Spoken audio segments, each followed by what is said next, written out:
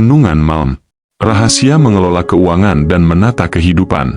Refleksi dari 2 Korintus 9 ayat 6-11. Shalom saudaraku yang dikasihi Tuhan. Mari kita tenangkan hati malam ini. Tarik napas dalam. Lepaskan segala beban hari ini di hadapan Tuhan. Karena malam ini, Tuhan ingin berbicara lembut ke dalam hatimu. Tentang sesuatu yang sering kita anggap sepele, tapi sebenarnya menentukan arah seluruh hidup kita, yaitu cara kita mengelola keuangan dan menata kehidupan di hadapan Allah. Menabur dan menuai, cermin kehidupan kita. Firman Tuhan berkata dalam 2 Korintus 9 ayat 6, "Camkanlah ini, orang yang menabur sedikit, akan menuai sedikit juga. Dan orang yang menabur banyak, akan menuai banyak juga." Kalimat itu sederhana, tapi mengandung kedalaman yang luar biasa. Paulus tidak sedang berbicara tentang uang semata. Ia sedang berbicara tentang sikap hati seorang penabur. Ia berbicara tentang bagaimana kita menyikapi hidup. Setiap kita menabur sesuatu, waktu, perhatian, kasih, tenaga, bahkan uang, dan semua itu pada akhirnya akan kembali kepada kita dalam bentuk tuaian. Namun, yang menentukan bukan seberapa besar kita menabur, tetapi seberapa murni hati kita ketika melakukannya. Hidup yang ditata dimulai dari hati yang tertata. Malam ini, Tuhan mengundang kita untuk menengok ke dalam diri sendiri. Apakah hidup kita tertata? Ataukah hati kita sedang kacau oleh kekhawatiran soal uang, masa depan, dan kebutuhan? Karena kebenarannya, uang bukan sekadar alat tukar. Uang adalah bentuk waktu yang telah diubah menjadi nilai. Setiap rupiah yang kau miliki hari ini, itu adalah hasil dari jam-jam panjang kerjamu, tetesan keringatmu, dan waktu hidupmu yang takkan pernah kembali.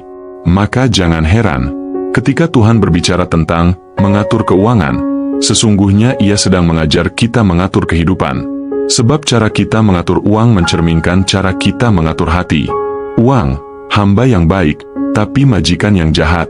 Banyak orang jatuh bukan karena kurang uang, tetapi karena mereka tidak tahu bagaimana memperlakukan uang. Firman berkata, "Bukan uang akar segala kejahatan, tetapi cinta akan uang itulah akar segala kejahatan." Ketika uang menjadi tuan atas hidup kita, kita mulai kehilangan arah. Kita rela mengorbankan waktu, keluarga, bahkan hubungan dengan Tuhan demi mengejar lebih banyak. Namun ketika uang menjadi hamba bagi tujuan ilahi, hidup kita menjadi tertata, penuh damai, dan terarah. Saudaraku, uang itu seperti api. Jika dikendalikan, ia memberi terang dan kehangatan. Tapi jika dibiarkan liar, ia akan membakar habis rumah kehidupan kita. Menabur dengan visi, bukan sekadar rutinitas. Paulus menulis, "Camkanlah ini." Ia ingin kita berhenti sejenak dan berpikir, tuaian seperti apa yang sedang kita harapkan dalam hidup ini? Karena hidup tanpa visi ibarat petani yang menabur tanpa arah. Benihnya tercecer, musimnya terlewat, dan tanahnya gersang. Tuhan mau setiap kita memiliki visi. Visi panen rohani, visi keluarga, visi masa depan. Bukan sekadar ingin jadi kaya, tapi kaya dengan tujuan. Kaya dalam kasih, kaya dalam kemurahan, dan kaya dalam rasa syukur di hadapan Allah.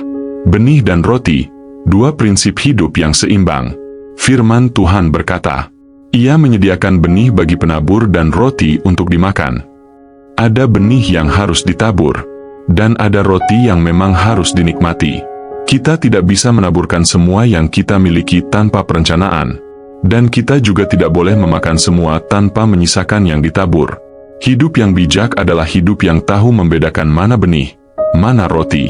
Benih adalah bagian yang kita tabur, dalam pelayanan, pemberian, investasi rohani, masa depan anak-anak kita. Sedangkan roti adalah bagian yang kita nikmati, waktu bersama keluarga, kebahagiaan sederhana, dan ucapan syukur setiap hari. Keduanya sama pentingnya. Terlalu banyak menabur tanpa menikmati, akan membuat kita letih dan kering. Terlalu banyak menikmati tanpa menabur, akan membuat kita miskin dan kehilangan arah. Keseimbangan inilah yang disebut hikmat. 5 investasi ilahi. Tuhan memberikan 5 arah penaburan yang membawa kehidupan tertata dan diberkati. 1-2 investasi rohani, menabur dalam hubungan dengan Tuhan, doa, firman, dan pelayanan. 2-2 investasi dalam keluarga, menciptakan rumah yang penuh kasih dan damai. 3. Investasi dalam pendidikan anak, karena hikmat lebih berharga daripada emas. 4. Investasi dalam tempat tinggal, membangun kehidupan yang stabil dan aman. 5. Investasi dalam generasi berikutnya, menyiapkan warisan iman dan nilai, bukan sekadar harta. Kalau engkau tidak bisa melakukan semuanya hari ini, mulailah dari yang pertama, bangun hubungan dengan Tuhan. Sebab dari situ semua sumber berkat mengalir. Allah yang sanggup. Ayat 8 berkata, dan Allah sanggup melimpahkan segala kasih karunia kepadamu, supaya kamu senantiasa berkecukupan di dalam segala sesuatu, dan malah berkelebihan di dalam pelbagai kebajikan. Perhatikan, saudaraku, Paulus tidak berkata, kamu akan kaya raya. Tetapi, kamu akan berkecukupan dan berkelebihan dalam kebajikan. Tuhan tidak menjanjikan kekayaan untuk keserakahan, tetapi kelimpahan untuk kebaikan. Karena bagi Allah, ukuran keberhasilan bukan seberapa banyak yang kita miliki, tetapi seberapa dalam kita mengenal Dia dan seberapa besar kita berbagi kasih.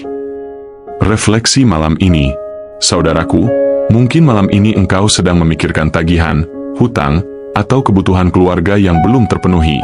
Mungkin kau berkata, Tuhan, aku sudah menabur, tapi belum menuai.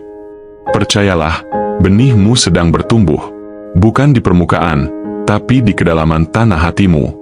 Tuhan tidak pernah berhutang. Ia sedang menyiapkan musim panenmu. Mungkin belum sekarang, tapi pasti pada waktunya, engkau akan berkata, Tuhan, Engkau terlalu baik padaku. Mari kita berdoa malam ini. Bapa di surga, kami datang dengan hati yang tenang. Engkau tahu isi hati kami, segala kekhawatiran, kebutuhan, dan impian kami. Ajarlah kami menata kehidupan seperti Engkau menata alam semesta, dengan hikmat, dengan kasih, dan dengan ketertiban. Ajarlah kami mengenali mana yang harus kami tabur, dan mana yang harus kami nikmati. Ajarlah kami agar uang tidak menjadi tuan atas kami, tetapi menjadi hamba yang tunduk di bawah kasih dan kebenaran MU. Bapa, berkati setiap keluarga malam ini. Cukupkan mereka bukan hanya dengan berkat materi, tapi juga damai sejahtera, kesetiaan, dan kasih tanpa pamrih. Dalam nama Tuhan Yesus Kristus, kami bersyukur dan percaya, Engkau sanggup mencukupkan segala kebutuhan kami. Amin. Saudaraku, tidurlah malam ini dengan hati damai, karena hidupmu tidak berada di tangan uang, tetapi di tangan Tuhan yang memegang seluruh semesta. Ia yang menyediakan benih bagi penabur, akan juga menyediakan roti untuk kamu makan. Dan dalam segala hal, engkau akan melihat tangannya menata, memelihara, dan melipat gandakan hidupmu. Tuhan memberkati dan meneguhkan hatimu malam ini. Selamat beristirahat dalam kasih Bapa yang sempurna. Yesus mengasihimu, dan Ia sanggup menata hidupmu lebih indah dari yang kamu rencanakan.